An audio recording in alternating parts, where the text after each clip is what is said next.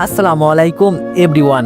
অদ্ভুতর মায়া গল্পের পঞ্চম পাঠ। তো চলো বেশি কথা না কইয়া গল্প শুরু করা যাক। তার মানে এতদিন যা দেখেছি সবকিছুই সাজানো নাটক ছিল, আর আজকে সোয়ানের বিষয়টা নিয়ে মিথ্যা বলার কারণ ছিল আমাকে কষ্ট দেওয়া। তনু বলল তনুর কথাবার্তা শুনে আকাশ কি করবে বুঝে উঠতে পারছে না। মাথায় কিছুই কাজ করছে না আকাশের। সবকিছুই আকাশের কাছে স্বপ্নের মতো লাগছে। আকাশ এতদিন ভেবে বসেছিল তনু তাকে অনেক বেশি ঘৃণা করে, কিন্তু আজ দেখছে সবকিছুর আড়ালে তনু তাকে এখনো ভালোবাসে। আকাশের ভিতরটা খুশিতে ফেটে যাচ্ছে। আকাশ তনুর দিকে মায়াবী দৃষ্টিতে তাকিয়ে আছে। এমন সময় তনুর কাছে সোয়ানের ফোন আসে। তনু আকাশের কলার ছেড়ে দিয়ে ফোনটা হাতে নিয়ে আকাশকে বলে, দেখ আমার কথাগুলো কতটা সত্য সেটার আরো প্রমাণ দিচ্ছি তোকে। তনু সোয়ানের ফোন রিসিভ করে লাউড স্পিকারে দেয় সোয়ানের কথাবার্তাগুলো আকাশকে শোনানোর জন্য। তনু ফোন রিসিভ করতেই উপর পাশ থেকে সোয়ান তনুকে বলে, দোস্ত কোথায় রে তুই? তনু বলল, এই তো আসি দোস্ত গাড়িতে। কিন্তু কেন? সোহান বলল, আরে দোস্ত বাসা থেকে বিয়ের জন্য মেয়ে দেখছে, কিন্তু তুই তো জানিস আমি এখন বিয়ে করতে চাই না, কারণ বিয়ে করলে খাঁচায় বন্দি হতে হবে। এছাড়া সবকিছুর একটা লিমিট থাকতে হয়, যেটা আমার পক্ষে অসম্ভব। আমি নিজের স্বাধীন মতো আরো কিছুদিন কাটাতে চাই, কিন্তু মা এবার অনেক জোরাজোরি শুরু করেছে। দোস্ত তুই পারলে আমার এই বিষয়ে কোনো একটা সাহায্য কর। তনু বলল, আচ্ছা শোন, আমি এখন গাড়িতে আছি, পরে ফ্রি হয়ে কিভাবে কি করা যায় সেই বিষয় নিয়ে আলাপ করবনি তোর সাথে। সোহান বলল, আচ্ছা। তনু ফোন কেটে দেয়। এরপর আকাশকে বলে, শুনলি তো সব কথা, এবার বিশ্বাস হয়েছে সে আমার বয়ফ্রেন্ড না? আকাশ কিছু না বলে তনুকে খপ করে নিজের কাছে টেনে নিয়ে জড়িয়ে ধরে। তনু আকাশের আচরণে কিছুটা চমকে ওঠে। সেই সঙ্গে জড়িয়ে ধরার বিষয়টা তনুরও বেশ ভালো লাগে। কিছু সময় তনু নিজেও আকাশের জড়িয়ে ধরার বিষয়টাকে উপভোগ করে, কিন্তু কিছুক্ষণ পর হুট করে তনু জোরপূর্বক আকাশের থেকে নিজেকে ছাড়িয়ে নিয়ে আকাশকে বলে, এখন আধিক্যতা দেখিয়ে কোনো লাভ নেই, তুই সারা জীবন আমাকে অপমান করেই যাবি। 5 বছর আগে একবার করেছিলি বান্ধবীদের সামনে, আর আজ আবারও করলি আমার বিজনেস পার্টনারদের সামনে। তোর প্রতি আমার আর কোনো ফিলিংস নেই, সবকিছু শেষ করে দিয়েছিস তুই। আমি বললাম, তনু তুমি শেষ করলো, এবার আমি শুরু করব। তনু বলল, কথার লেয়াস ঠিক কর, আমি তোর ম্যাডাম, আমাকে তুই করে ডাকার সাহস কি করে হয়? আমি বললাম, সাহসের তো এখনো কিছুই দেখোনি, সবে মাত্র শুরু। আগামীতে দেখতে থাকো আরো কি কি হয়। তুমি আমার ওয়াইফ লাগো সম্পর্কে, তোমাকে আপনি ডাকার কোনো প্রশ্নই আসে না। হ্যাঁ, অফিসে তোমাকে তোমার যথারীতি সম্মান আমি দিব, কিন্তু অফিসের বাইরে তোমাকে আমি তুমি করেই ডাকবো। তনু বলল, আকাশ অতিরিক্ত করিস না, অতিরিক্ত করা কিন্তু ভালো নয়। তোর জন্য মনে যেই জায়গাটুকু ছিল সেই সব তুই নিজেই শেষ করে দিয়েছিস, তাই এখন আর ভনিতা করিস না। আর আজ থেকে তোকে নিয়ে আমার মনে আর কোনো ভালোবাসা নেই। আমি আমার জীবনে নতুন কাউকে টেনে নিব, দরকার হয় সোহানের সাথে সম্পর্কে জড়াবো, তবে তোর সাথে আর নয়। আজ থেকে তোর আর আমার পথ আলাদা। এবার তুই গাড়ি থেকে নাম, তোর সঙ্গে একসাথে আমি সফর করব না। আকাশ তনুর কথা মতো চুপ করে গাড়ি থেকে নেমে যায়। তবে নামার আগে সে তনুকে বলে, ঠিক আছে আমিও দেখব তুমি দুইজনের পথ কিভাবে আলাদা করো। তনু আকাশের কথার প্রত্যুত্তরে আর কিছু না বলে গাড়ি টেনে সুদা চলে যায়। আর আকাশ গাড়ি থেকে নেমে যাওয়ার পর রাস্তায় দাঁড়িয়ে ভাবে, ওয়ানেক্স হচ্ছে সবচেয়ে বিশ্বস্ত বুকমেকার, যা পিএইচডি এবং সিরিয়া অ্যাপের অফিসিয়াল পার্টনার। এই অ্যাপসে আপনি cricket, football, tennis live match দেখতে এবং তাদের স্কোর ভবিষ্যৎবাণী করে সহজেই অর্থ উপার্জন করতে পারবেন। সেই সাথে BMW গাড়ি, আইফোন, ল্যাপটপ এবং আরও অনেক নগদ পুরস্কার জেতারও সুযোগ রয়েছে। এই অ্যাপটিতে আপনি crush crystal, under and over 21 ইত্যাদি গেম খেলে সহজেই আয় করতে পারবেন। আপনি বিকাশ, নগদ, রকেট ব্যাংক, ক্রিপ্টো, পেপল এবং অন্যান্য সহজ পদ্ধতির মাধ্যমে সহজেই আপনার জেতা টাকা তুলতে পারবেন। এখানে আপনি 24 ঘন্টায় 7 দিন গ্রাহক সহায়তা পাবেন। তাই এখনই পিন কমেন্টের লিঙ্ক ব্যবহার করে রেজিস্ট্রেশন করুন, অথবা গুগলে ওয়ানেক্স সার্চ লিখে রেজিস্ট্রেশন করুন। আর হ্যাঁ, রেজিস্ট্রেশনের সময় আমার প্রোমো কোড VODO7 ব্যবহার করে প্রথমবার ডিপোজিটে 20,000 টাকা পর্যন্ত পান। তনু যতই তাকে প্রতিশোধ নেওয়ার জন্য বিয়ে করুক, আর যতই তার উপরে প্রতিশোধ নিক, আকাশ ততই তনুকে আগলে নিবে। কারণ শুরুটা গত 5 বছর আগে আকাশ নিজেই করেছে। গত 5 বছর আগে সে তনুর সাথে ওই রকমটা না করলে তনু কখনোই তার সাথে এমনটা করতো না। এছাড়া আজ যেহেতু তনু নিজেই ভালোবাসার কথা বলেছে, তাই আজ থেকে আকাশ তনুকে নিজের করে নেওয়ার সংগ্রামে নামবে। যত ঝড়ঝাপটা আসবে আসুক, কিন্তু তনুকে সে অন্য কারো হতে দিবে না। তনুকে যেভাবেই হোক সে নিজের প্রিয়তমা বানিয়ে ছাড়বে। আকাশ রাস্তায় দাঁড়িয়ে তনুকে নিয়ে নতুন পরিকল্পনা সাজায়। এরপর একটা রিক্সা থামিয়ে সেটাতে উঠে বাড়ির উদ্দেশ্যে রওনা হয়ে পড়ে। বাড়ি পৌঁছে দরজায় কলিং বেল চাপতেই আকাশের মা রহিমা বেগম দরজা খুলে দেয়। আকাশ বাড়ির ভিতরে প্রবেশ করে। রহিমা বেগম ছেলেকে তাড়াতাড়ি বাড়িতে চলে আসতে দেখে জিজ্ঞেস করে, কিরে আকাশ, তুই এই জলদি বাড়ি ফিরে আসলি? তুই না বলেছিলি তনুর সাথে কোথাও যেন পার্টিতে যাবি, তাহলে এত জলদি বাড়ি ফিরে আসলি কেন? গিয়েছিস তো 1 ঘন্টাও হয়নি, পার্টি কি শেষ হয়ে গিয়েছে? আমি বললাম, না মা, পার্টি শেষ হয়নি, আমি মাঝপথেই চলে এসেছি। আকাশের মা বলল, ওমা কেন? আমি বললাম, কারণ মা আমি একটা ঘটনা ঘটিয়েছি। আকাশের মা বলল, ঘটনা ঘটিয়েছিস মানে কি করেছিস তুই? আমি বললাম, মা আমি তনুর ইজ্জতের 12টা বাজিয়ে দিয়েছি, সকলের সামনে তনুর কথার বিরোধিতা করেছি। আকাশের মা বলল, তনুর কথা বিরোধিতা করেছিস মানে কি আকাশ? আমি তো কিছুই বুঝতে পারছি না। আকাশ তারপর তার মাকে সবকিছু খুলে বলে। সব শুনে আকাশের মা আকাশকে বলল, তুই কাজটা একদম ঠিক করিসনি। মেয়েটা না হয় তোর উপরে অভিমান করে তোর থেকে প্রতিশোধ নিয়েছে, কিন্তু তুই তো তাকে ভরা মজলিসের সামনে লজ্জিত করেছিস, যেটা সত্যি তোর উচিত হয়নি। আকাশ বলল, মা কি করব বলো, আমি তো এত সব জানতাম না। তার উপরে সোহানকে সবার সামনে পরিচয় দিবে তনু, এটা নিয়ে আমার ভিতরে অনেক জেলাসি হচ্ছিল, তাই রাগের মাথায় তনুর ইজ্জতে আঘাত করে বসেছি। আকাশের মা বলল, এখন কি করবি তুই? এমনিতেই মেয়েটা তোর উপরে অভিমান করেছিল, তার উপরে আজকে যা করলি তাতে তো সে আরো দূরে সরে যাবে তোর থেকে। আমি বললাম, মা হ্যাঁ আমি ভুল করেছি, তবে তাকে আমি আমার থেকে দূরে সরতে দিব না। আকাশের মা বলল, জানি না কিভাবে কি করবি, তবে মেয়েটাকে ভালোবাসা দিয়ে যেভাবেই হোক নিজের কাছে আগলে নে, না হয় কিন্তু সে যদি কোনো কারণে হারিয়ে যায় তাহলে কিন্তু তোকেই কষ্ট পেতে হবে। আমি বললাম, মা তুমি টেনশন করো না, আমি তনুকে ভালোবাসা দিয়ে আগলে নিব। আকাশের মা বলল, আচ্ছা এবার গিয়ে কাপড় পাল্টে নে। আমি বললাম, আচ্ছা। আকাশ নিজের মায়ের সাথে কথা বলে নিজের রুমে চলে যায়। ওপর দিকে তনু আকাশকে গাড়ি থেকে নামিয়ে দিয়ে বাড়ি চলে যায়। রুমের দরজা আটকে বসে আছে তনু, মাথা ভর্তি রাগ উঠে আছে তনুর। আকাশ আজকে তনুকে সকলের সামনে যেভাবে অপমান করেছে সেটা তনু কোনোভাবেই ভুলতে পারছে না। আচার সাহেব এবং পার্টিতে উপস্থিত থাকা সকলের কাছে তনুর একটা সম্মান ছিল, কিন্তু আকাশ মুহূর্তের মধ্যেই সেই সম্মান ধুলোয় মিশিয়ে দিয়েছে। রাগে তনুর ইচ্ছে করছে নিজের মাথার সমস্ত চুল নিজেই টেনে ছিঁড়ে ফেলতে, কারণ তার সম্মানহানি হওয়ার পিছনে আকাশের সাথে সাথে সে নিজেও দায়ী। সে যদি আকাশকে পার্টিতে নিয়ে না যেত আর সবার সামনে আকাশকে তার বয়ফ্রেন্ড বলে পরিচয় না করাতো, তাহলে আজকে তাকে আর খারাপ সময়ের মধ্যে পড়তে হতো না। তিলে তিলে গড়ার সম্মান আজকে তার দাগ লেগেছে। তনু মনে মনে সিদ্ধান্ত নিয়ে নেয় সে আকাশকে কখনোই ক্ষমা করবে না। গত 5 বছর আগের জন্য আকাশের উপরে প্রতিশোধ তো নিবেই, সেই সঙ্গে আজকের করা অপমানের জন্য সে আলাদা করে আকাশের উপর প্রতিশোধ নিবে। আর প্রতিশোধটা সে যেমন তেমন ভাবে নিবে না, সঠিক সময় মতো সে কড়াই গন্ডায় আকাশের উপর প্রতিশোধটা তুলবে। তনু সবকিছু সময়ের আওতায় ছেড়ে দিয়ে নিজেকে সামলে নেয়। অযথা এখন ওইসব বিষয় নিয়ে ভেবে তনু আর মাথা নষ্ট করতে চাচ্ছে না, নিজেকে শান্ত করে রাতটা কাটিয়ে দেয়। পরের দিন অফিসে গিয়ে চুপচাপ নিজের কেবিনে চলে যায় তনু। অন্যদিকে কেবিনে ঢোকার আগে এক নজর হলেও আকাশের দিকে তাকায়, কিন্তু আজকে আকাশের দিকে কোনো প্রকার না তাকিয়েই কেবিনে চলে যায় তনু। আকাশ নিজের ডেস্কে বসেছিল, তনু তার দিকে না তাকিয়ে কেবিনে ঢুকে যাওয়ার বিষয়টা আকাশের কাছে কেমন যেন লাগে। আকাশ সোজা ডেস্ক থেকে উঠে তনুর কেবিনে যায়। আকাশ তনুর কেবিনে যাওয়ায় তনু আকাশকে বলে, জি বলুন কি কারণে কেবিনে এসেছেন? আকাশ তনুর মুখ থেকে আপনি ডাক শুনে চমকে ওঠে। যেই তনু তাকে তুই ছাড়া কথাই বলতো না, সেই তনু এখন আকাশকে আপনি বলে সম্বোধন করছে। আকাশ আশ্চর্য হয়ে তনুকে প্রশ্ন করে, ম্যাডাম আপনি হঠাৎ আমাকে আপনি করে ডাকছেন কেন? আপনি তো আমাকে তুই ছাড়া কথাই বলতেন না। তনু বলল, সেই বিষয়ে আপনার না জানলেও চলবে। আমি বললাম, ম্যাডাম না জানলে কখনোই চলবে না, আমার জানতেই হবে। আর আপনি আমাকে আপনি করে ডাকলে আমি আপনাকে তুমি করে ডাকবো।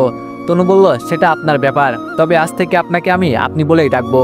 আমি বললাম, তনু এটা কেমন কথা বলছো তুমি? আমি তোমার মুখ থেকে তুই বলে ডাক শুনতে অভ্যস্ত, কিন্তু এখন হুট করে আপনি ডাকছো, আমার কাছে না বিষয়টা কেমন যেন লাগছে। তনু বলল, আপনার কাছে কেমন লাগছে আর কেমন লাগছে না সেটা নিয়ে আমার কোনো মাথা ব্যথা নেই, আমি এখন থেকে আপনাকে আপনি বলেই ডাকবো। আর আমি আপনাকে তুই বলে ডাকতাম অন্য এক কারণে। আমি বললাম, অন্য কারণটা কি তনু? তনু বলল, কারণ হচ্ছে আপনাকে আমি পছন্দ করতাম, আপনার উপরে শত অভিমান দেখালো মনে মনে আপনার জন্য ঠিকই ভালোবাসা ছিল। আর মানুষ মানুষকে কেন তুই বলে ডাকে সেটা আমি সঠিক বলতে পারবো না, হয়তো কেউ রাগ করে ডাকে, না হয়তো অন্য কোনো কারণও থাকতে পারে। তবে আমি যাদেরকে তুই বলে ডাকি তাদেরকে মন থেকেই ভালোবাসি বলে তুই বলে ডাকি। আমার তুই ডাকার পিছনেও ভালোবাসা থাকে। আর আপনাকে এতদিন আমি তুই বলে ডাকতাম আপনাকে ভালোবাসি বলে, কিন্তু গতকালের পর আপনার উপর থেকে সমস্ত ভালোবাসা শেষ হয়ে গিয়েছে। আমার ভিতরে যেটুকু ভালোবাসা ছিল আপনার জন্য সব উপরে বেরিয়ে গেছে আপনার গতকালের আচরণের কারণে। তাই আজ থেকে আপনাকে আমি আপনি বলেই ডাকবো। এবার বলুন কি কারণে এসেছেন কেবিনে? আমি বললাম, তনু আসলে গতকালের জন্য আমি সরি। তনু বলল, আরে আকাশ সাহেব আপনি সরি বলছেন কেন? দোষটা তো আমি করেছি, গতকাল আপনাকে না নিয়ে গেলে এবং সবার সামনে ওইভাবে পরিচয় না করিয়ে দিলে কখনোই আমাকে ওই পরিস্থিতিতে পড়তে হতো না, তাই দোষ যা করার আমি করেছি। আমি বললাম, তনু প্লিজ অভিমান করো না, আসলে সোহানের বিষয়টা আমি মানতে পারছিলাম না, খুব জেলাসে হচ্ছিল নিজের ভিতরে এবং সেই সঙ্গে রাগও উঠেছিল।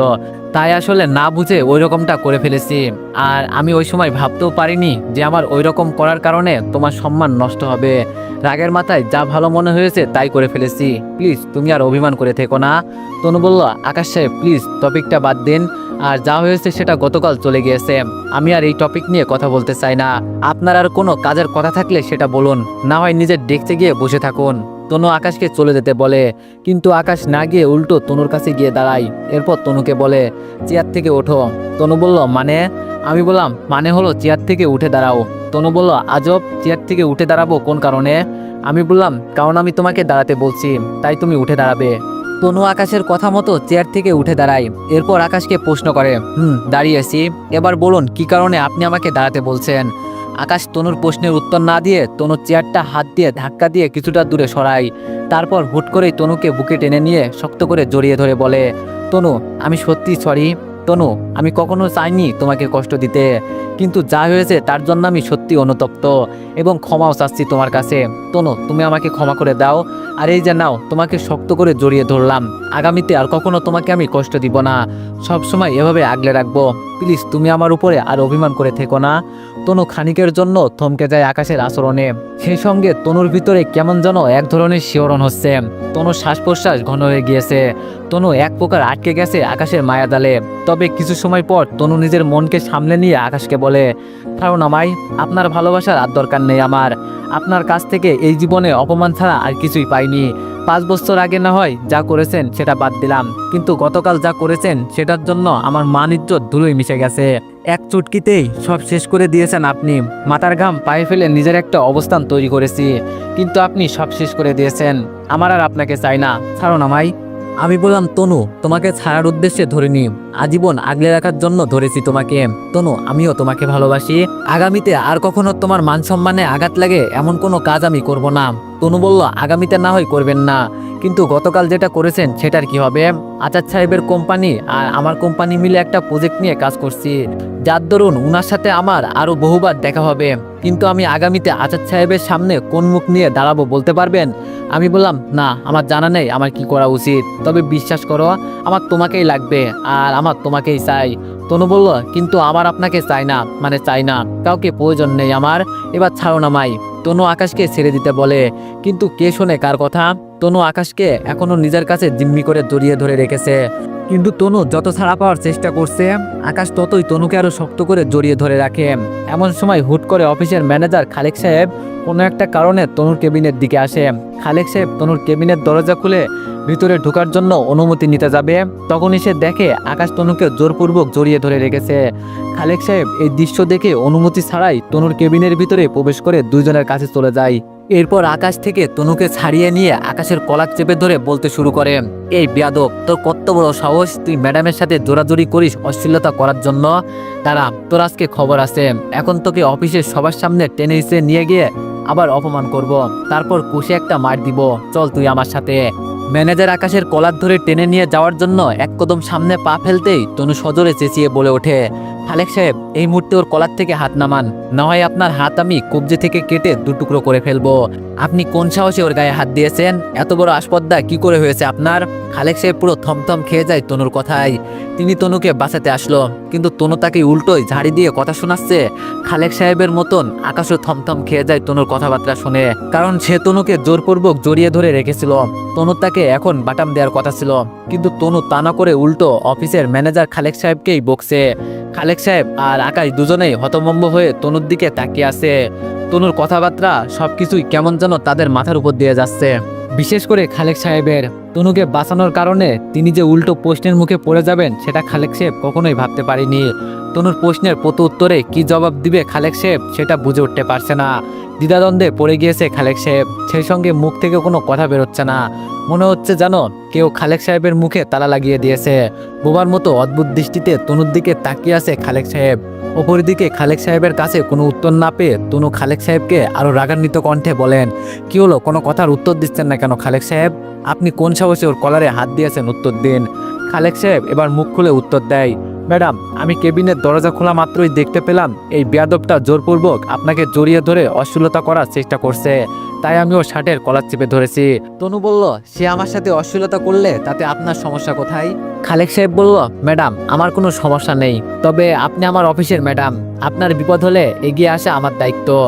তনু বলল, আচ্ছা মানলাম আপনি আমাকে বাঁচাতে এসেছেন, কিন্তু আপনাকে কে বলেছে সে আমার সাথে জোরপূর্বক অশ্লীলতা করছিল বা জোরপূর্বক আমার সাথে অসভ্যতা করার চেষ্টা করছিল? খালেক সাহেব বলল, ম্যাডাম কেউ বলেনি, তবে আমি নিজেই তো দেখতে পেলাম সে আপনার সাথে অশ্লীলতা করার চেষ্টা করছিল, তাই তো তার সাথে এমনটা করেছি। তনু বলল, আপনার দেখার গোষ্ঠী মারি, সে আমার সাথে যাই করবে করুক, কিন্তু আপনার কোনো রাইট নেই ওর গায়ে হাত দেওয়া। খালেক সাহেব বলল, ম্যাডাম আপনার কথার মানেটা আমি বুঝে উঠতে পারছি না।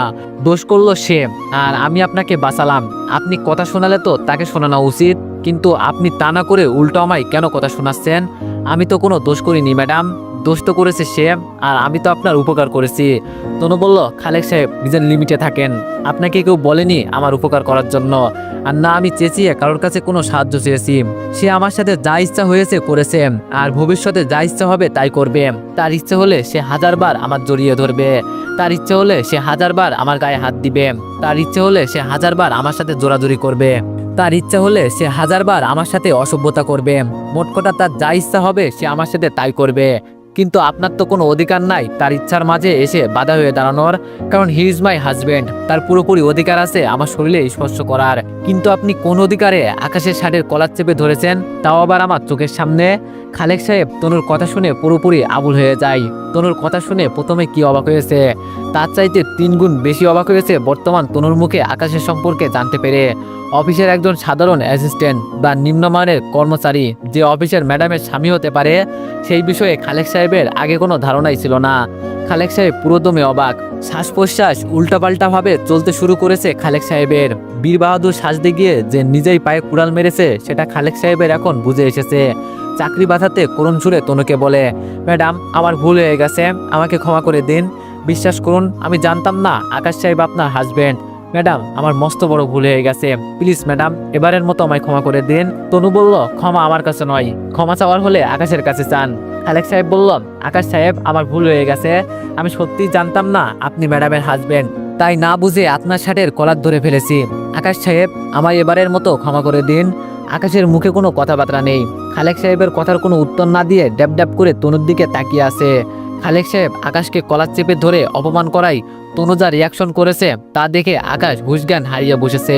তনু আকাশের বিষয়টা বুঝতে পেরে খালেক সাহেবকে চলে যেতে বলে।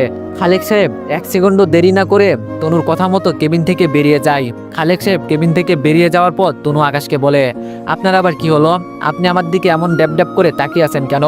তনুর কথায় আকাশের হুঁশ ফিরে আসে। এত সময় আকাশ স্বাভাবিক অবস্থায় ছিল না।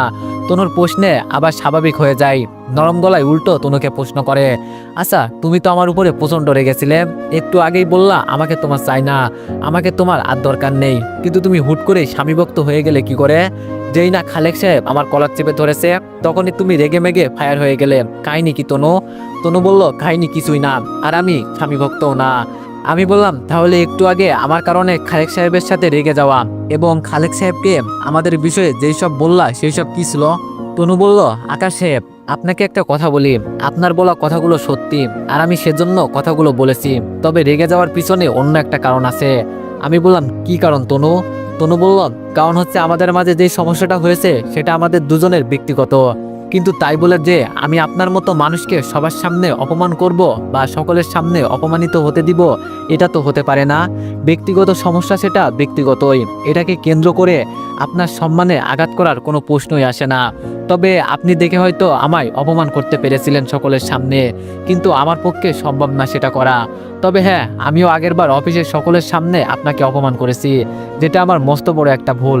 তবে তাই বলে যে প্রতিবার একই ভুল করব সেটা তো হতে পারে না। আমার ভিতরেও মনুষ্যত্ব বলতে কিছু আছে। আমি আগেরবার নিজের মনুষ্যত্বকে কাজে না লাগালেও এবার কাজে লাগিয়েছি, আর আপনি আমার সাথে যেটা করেছেন সেটা আমার নিজের কর্মফলের কারণেই হয়েছে। কিন্তু জানেন, আপনাকে আমি অফিসের সকলের সামনে অপমান করলেও আপনার সম্মান ফিরিয়ে দেওয়ার ক্যাপাসিটি হয়তো আমার আছে। আমি অফিসের সকল কর্মচারীদের এক জায়গায় করে যদি বলি আপনি আমার হাজব্যান্ড, তাহলে আপনার দিকে হয়তো আর কেউ বাঁকা চোখে কখনোই তাকাবে না। আমি কোনো না কোনোভাবে আপনার উপর থেকে দাগটা উঠাতে পারবো। কিন্তু আপনি আমায় যে সকলের সামনে অপমান করেছেন, সেই অপমানের দাগ আমার গা থেকে কখনোই সরবে না, সবসময় আমার গায়ে সেটা লেগেই থাকবে। সবসময় আমাকে তাদের সামনে লজ্জায় মাথা নিচু করে থাকতে হবে। আমি আর কখনো তাদের সাথে আগের মতো করে সম্মানে কথাবার্তা বলতে পারবো না। সেই সঙ্গে আমি তাদের সাথে কথা বলতে গেলেই আমার ভিতরে একটা লজ্জাবোধ কাজ করবে। তনুর কথা শুনে আকাশ আবারও রিয়ালাইজ করে সে যেটা করেছে সেটা অনেক বড় ভুল করেছে। তার ওই রকমটা করা কখনোই উচিত হয়নি। হ্যাঁ, তনুও তার গায়ে দাগ লাগিয়েছে, তবে তনু চাইলেই সেটা তার গা থেকে সত্যি তুলেও ফেলতে পারে, কারণ এই অফিসের বস তনু আর সবাই তনুর কর্মচারী। এছাড়া তনুর কথায় এই অফিসের অনেক কিছুই পরিবর্তন হতে পারে, কিন্তু আকাশ যেটা করেছে সেটা করে তনুর গা থেকে কখনোই দাগ যাবে না। কারণ পার্টিতে যারা ছিল তারা তনুর কর্মচারী নয়, তারা ছিল তনুর বিজনেস পার্টনার। আকাশ বুঝতে পারছে না কি করবে। সেই সঙ্গে তনুর মন খারাপ দেখে আকাশের আরো খারাপ লাগছে তনুর জন্য। তনুর মন খারাপ, আকাশ বিষয়টা কোনোভাবেই মানতে পারছে না। আকাশ কি করবে ভেবে না পেয়ে আবারও তনুকে জড়িয়ে ধরার পরিকল্পনা করে, কারণ এতে করে হয়তো তনুর মন খারাপটা ভালো হতে পারে। আসলে প্রিয় মানুষটা যতই অভিমান করুক না কেন, ভালোবেসে তাকে একবার বুকে টেনে নিলে অভিমানের মাত্রা অনেকটা কমে যায়। আকাশ নিজের পরিকল্পনা মতন তনুকে আবারও জড়িয়ে ধরার জন্য সামনে এগোয়। তখনই তনু আকাশের হাত দিয়ে থামিয়ে দেয়, কারণ তনু আকাশের পরিকল্পনা আগেই বুঝে ফেলেছে। তনু আকাশকে হাত দিয়ে থামিয়ে দেওয়ার পর আকাশকে বলে, আকাশ সাহেব, আমাকে আপনার খেলনার পুতুল বলে মনে হয় তাই না? যখন ইচ্ছা হবে আমার শরীরে কাদা ছুড়বেন, আবার যখন ইচ্ছা হবে আমার এই কাদামাখা শরীরটাকে নিজের কাছে টেনে নিবেন। দেখুন, এইসব বন্ধ করুন, আমার এইসব আর ভালো লাগছে না। আপনি প্লিজ নিজের কাজে গিয়ে মন দিন, তাতেই আমার কিছুটা স্বস্তি ফিল হবে। অতিরিক্ত কিছু করার কোনো প্রয়োজন নেই, প্লিজ এবার আপনি যান। আকাশ তনুর কথা শুনে সমস্ত পরিকল্পনা বাদ দিয়ে চুপচাপ কেবিন থেকে বেরিয়ে নিজের ডেস্কে চলে যায়। মনটা তারও ভীষণ খারাপ। চেহারা মলিন করে চেয়ারের উপরে বসে শান্ত মাথায় ভাবতে থাকে কিভাবে সবকিছু আবার আগের মতো করা যায়। ভাবতে ভাবতে অনেকক্ষণ পর আকাশের মাথায় একটা বুদ্ধি আসে। আকাশ ঠিক করে বুদ্ধিটা সে কাজে লাগাবে, তবে সেটা এখন নয়, সঠিক সময়ে। দেখতে দেখতে দুপুর হয়ে যায়। অফিসে লাঞ্চ ব্রেক দেয়। আকাশ নিজের ডেস্কে বসে আছে আর তনুকে নিয়ে ভাবছে কখন তনু তাকে ডাকবে। না হয় তনু খাবারের জন্য কেবিন থেকে বের হবে আর সে তনুকে এক নজর দেখবে। কিন্তু লাঞ্চের সময় পেরিয়ে যাচ্ছে, তনু আকাশকে ডাকে না এবং সে নিজেও কেবিন থেকে বের হয় না। আকাশ বুঝতে পারে তনুর হয়তো মন ভীষণ খারাপ। আকাশ ডেস্ক থেকে উঠে সোজা ক্যান্টিনে চলে যায়। এরপর ক্যান্টিন থেকে নিজের টাকায় তনুর জন্য এক প্যাকেট খাবার কিনে তনুর কেবিনে যায়। কেবিনে গিয়ে দেখে তনু ডেস্কের উপরে মাথা দিয়ে ঘুমিয়ে আছে। আকাশ কেবিনে ঢুকে তনুকে ঘুমিয়ে থাকতে দেখে খাবারের প্যাকেটটা ডেস্কের একপাশে রেখে তনুর মাথায় আলতো করে হাত দিয়ে তনুকে ডেকে বলে, তনু, লাঞ্চের সময় পেরিয়ে যাচ্ছে, আমি তোমার জন্য খাবার এনেছি, তুমি উঠে ফ্রেশ হয়ে খাবারগুলো খেয়ে নাও। তনু ঘুম থেকে উঠে চোখ কসলাতে কসলাতে আকাশকে বলে, আমি কি আপনাকে বলেছি আমার জন্য খাবার আনতে? আমি বললাম, না বলনি। তনু বলল, তাহলে কেন এনেছেন? আমি বললাম, এমনিতেই। তনু বলল, দেখুন, আমি বাচ্চা নয়, আমাকে এক্সট্রা কেয়ার দেখাতে আসবেন না। অনুগ্রহ করে খাবারগুলো নিয়ে গিয়ে নিজেই গিলে খান। তনুর কথায় আকাশের চরম মন খারাপ হয়, তবে আকাশ সেটা প্রকাশ করে না। তনুর কথায় চুপ করে খাবারের প্যাকেটটা ডেস্ক থেকে উঠিয়ে নিয়ে চলে আসতে ধরে। এমন সময় পেছন থেকে তনু আকাশকে ডেকে বলে, আচ্ছা শোনেন, খাবারগুলো যেহেতু কষ্ট করে এনেছেন তাহলে আর দ্বিতীয়বারের জন্য কষ্ট করে নিয়ে যেতে হবে না, ডেস্কের উপরেই আবার রেখে যান, আমি খেয়ে নিব। আর এই যে নিন খাবারের টাকা। তনুর ব্যাগ থেকে 500 টাকার একটা নোট বের করে ডেস্কের উপরে রাখে। আকাশ তনুর কথা অনুযায়ী ডেস্কের উপরে খাবার রাখে। তবে যখন টাকা নেওয়ার পালা আসে তখন সে তনুকে বলে, তনু, টাকাটা না নিলে হয় না? তনু বলল, আকাশ সাহেব, ফ্রিতে খাওয়ার স্বভাব আমার খুব কম, তার উপরে আপনার পকেটের টাকা অপচয় করে খাওয়ার কোনো ইচ্ছাই নেই আমার, টাকাটা নিন। আর আপনি দুপুরের খাবার খেয়েছেন? আকাশ তনুকে খেয়েছে বলে মিথ্যা জবাব দেয়। সত্যিকার অন্তে আকাশ কিছুই খায়নি। আসলে আকাশের কেন জানি কিছুই ইচ্ছে করছে না, তাই সে কোনো কিছু খায়নি। ক্যান্টিন থেকে তনুর জন্য খাবার নিয়ে সোজা ফিরে এসেছে। তবে কোনো একটা অজানা কারণে আকাশ তনুকে মিথ্যা বলে ডেস্কের উপরে খাবারটা রেখে তনুর দেওয়ার টাকাটা নিয়ে সে চলে আসে। দেখতে দেখতে বিকাল হয়। অফিস ছুটি হয়ে গিয়েছে। সবাই অফিস শেষ করে যে যার মতো বাড়ি চলে যাচ্ছে। আকাশও অফিস ছুটি হওয়ায় চলে যায়। পরের দিন যথারীতি আকাশ অফিসে চলে আসে। অফিস শুরু হয়ে গেছে। তনু অফিসে চলে এসেছে। অফিস শুরু হওয়ার ঘন্টাখানিক পর তনুর কাছে একটা ফোন আসে। তনু ফোনটা রিসিভ করে। উপর পাশের মানুষটা তনু ফোন রিসিভ করার পর যা বলে তা শুনে তনু পুরোদমে চমকে ওঠে। তো এভরিওয়ান, নেক্সট পার্টের জন্য সবাই একটু বেশি বেশি লাইক আর কমেন্ট করে দিও। ধন্যবাদ।